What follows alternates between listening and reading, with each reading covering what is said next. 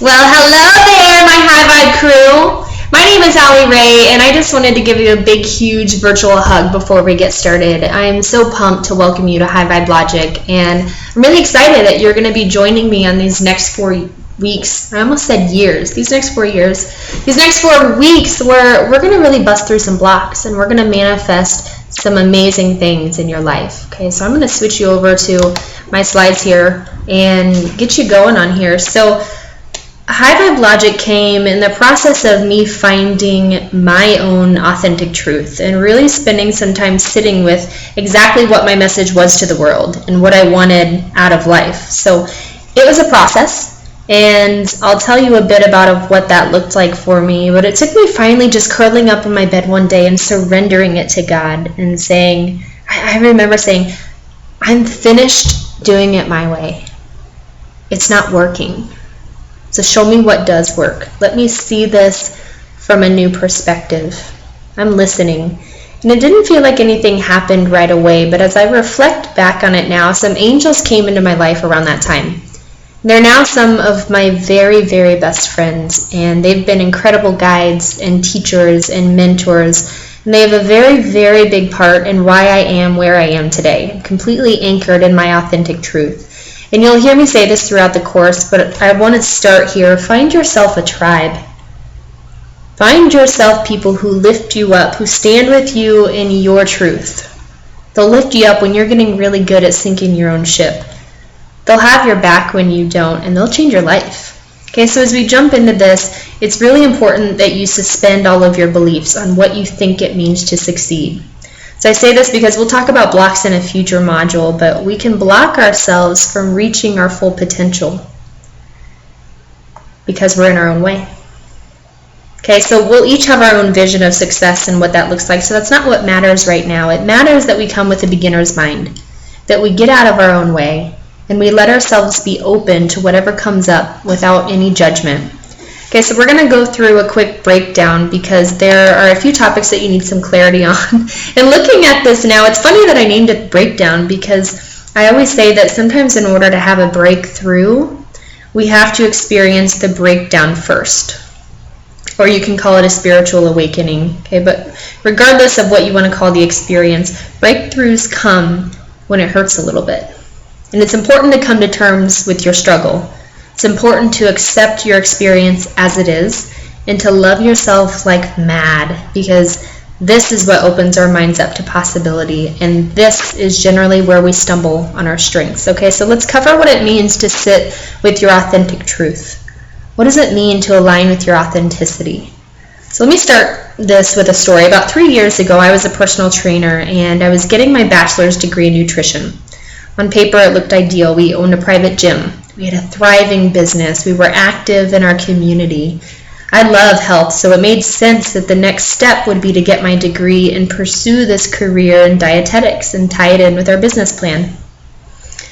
I can vividly remember being about halfway finished with my degree and really paying attention to the professionals of the field and realizing I didn't want their career. So then I began researching the small business owners of the profession and realized that I didn't want to be them either.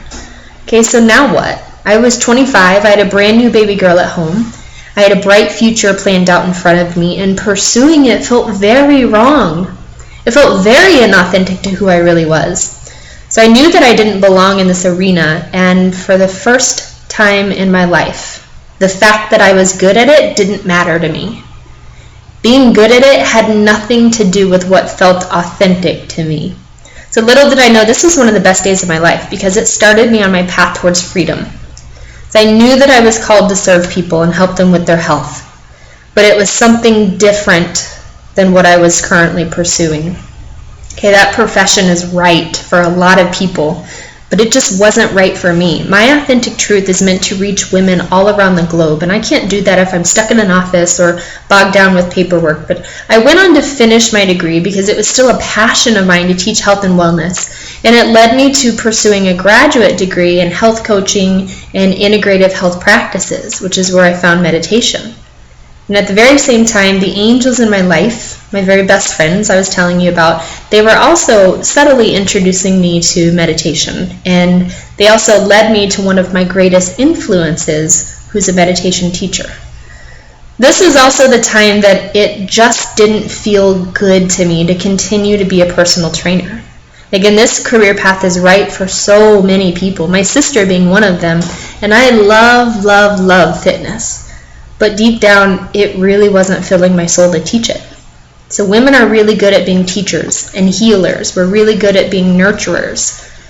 And we're so good at it that we tend to forget about ourselves. And we fill our time doing things for other people that don't fill us up. So something I want you to get really good at doing is to identify when to say yes and when to say no. When to say, yes, I want to do more of that. And when to say, no, I want to do less of that. Okay, so for the last year, I've implemented the hell yes rule. If it's not a hell yes, then it's a no. And this ensures that I'm only making high vibe commitments for myself that feel really damn good. And I keep my high vibe tank filled. Okay, so I had spent nearly 5 years branding myself as a personal trainer. And most of my years in undergrad knowing that I was studying for a profession that I didn't want to do.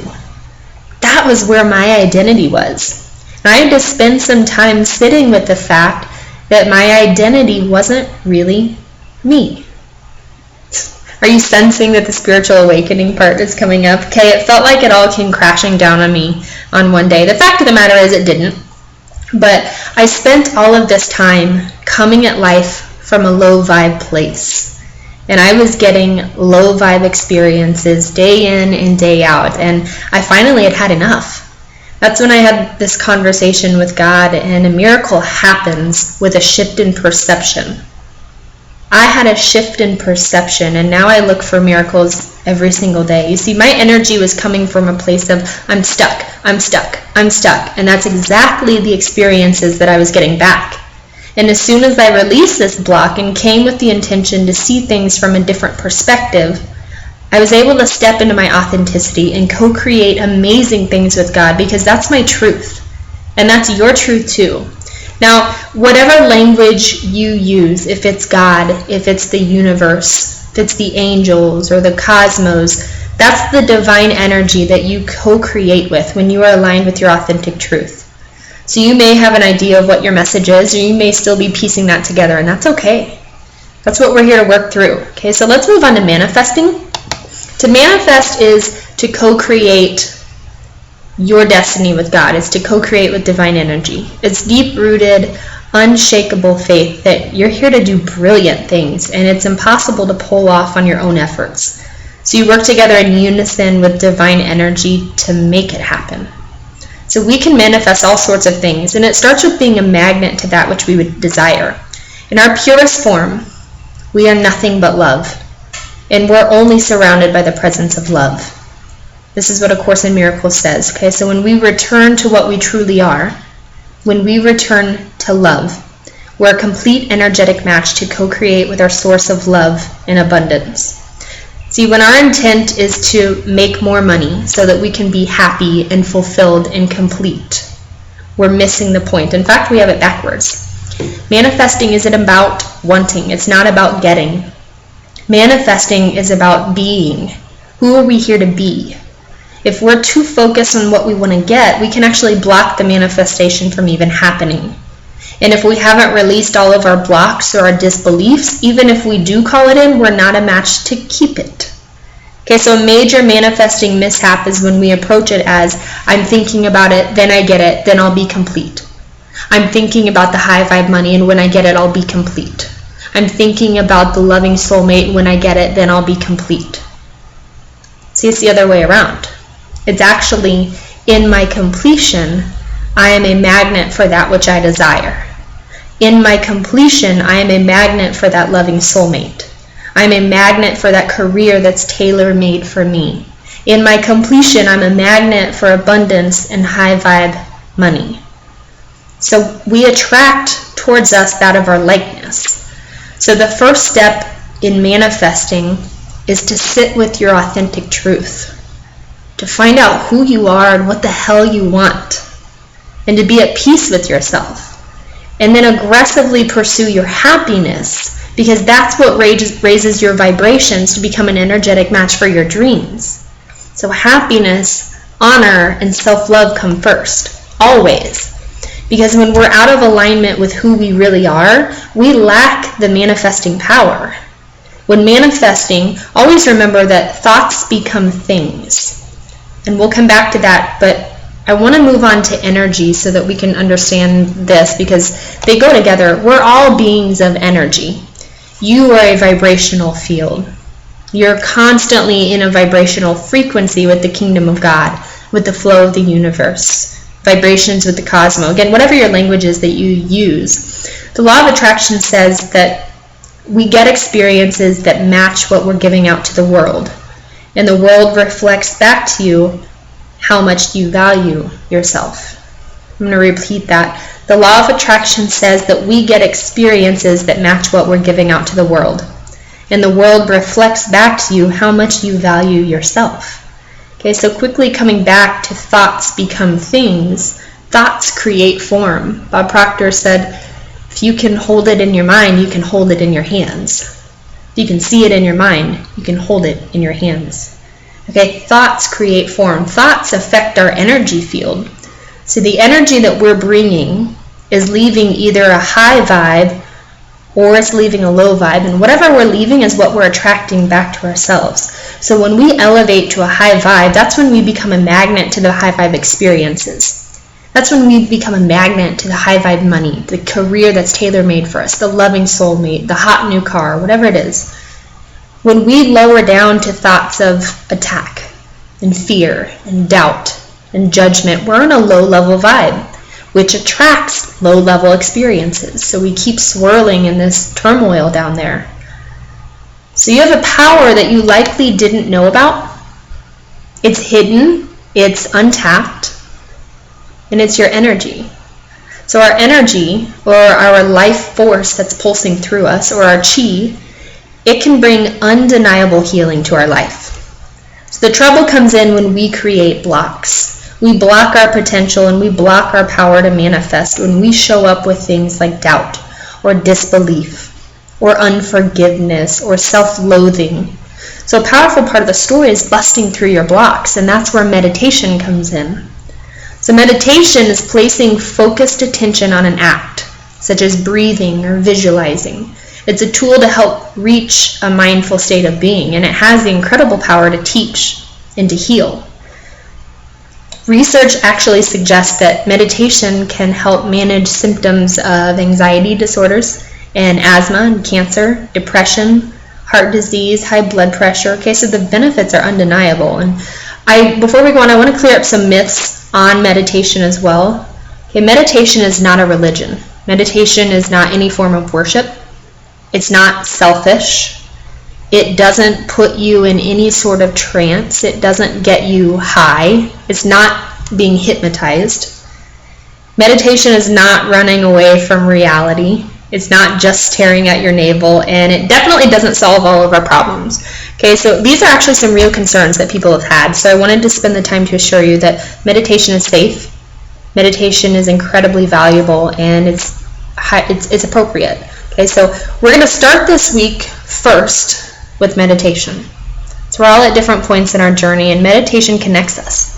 Meditation connects us with what our message is, and it connects us with God or the universe to speak in terms of vibrations so that we can become a match for our desires. So pay attention to how you're breathing right now. This is a learning moment for you right now. When you inhale, make sure that your stomach is extending. It's coming out. When you exhale, your stomach is coming back in and your diaphragm is coming up. So take a few normal breaths and see how your body is moving with it. So you might find that you're actually breathing the wrong way. And that's okay, because I was too. A lot of us do, actually. We do it backwards. So when we meditate, a large part is to return to our breath and to connect with this source of life for us. And that's the rhythm that you're going to be breathing in, with your stomach going out on the inhale and back in with the exhale. When you're meditating, you may notice that your thoughts wander, and that's okay. So don't let that frustrate you. Don't have any judgment towards that. Once you notice that your thoughts have drifted, simply just pull yourself back to your breath. And when it happens again, be really kind to yourself and pull your thoughts back in. So that's the flow of meditation, of acknowledging where our thoughts are and bringing ourselves back to the present moment. So people that say, I can't meditate, I'm way too scatterbrained, those are the people that need to meditate the most. Okay, so a mindful state of being is about being in the present moment without any judgment. So often, we spend our entire lives either rehashing things in the past or worrying about the future. And the only time to really live, our lives is right here, right now, in the present moment, every single second. That's not something that we're used to doing. See, we're used to living in the past, or we're used to living in the present.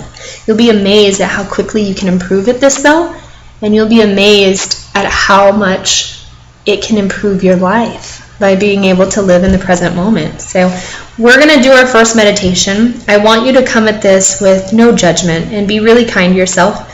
This is an amazing self-care tool for you to have in your back pocket when you're feeling overwhelmed, when you're feeling lost, when you're feeling anxious. You just come right back to center. So it's a guided meditation. You can be sitting upright, you can be lying down. Close your eyes and gently roll them in and up. You have to open your eyes right now, though, because you have to go to the next link. The link is going to be embedded. It's right after this video, so I want you to head there and dive into this. Once you're finished, we'll start right back up with the next video, okay?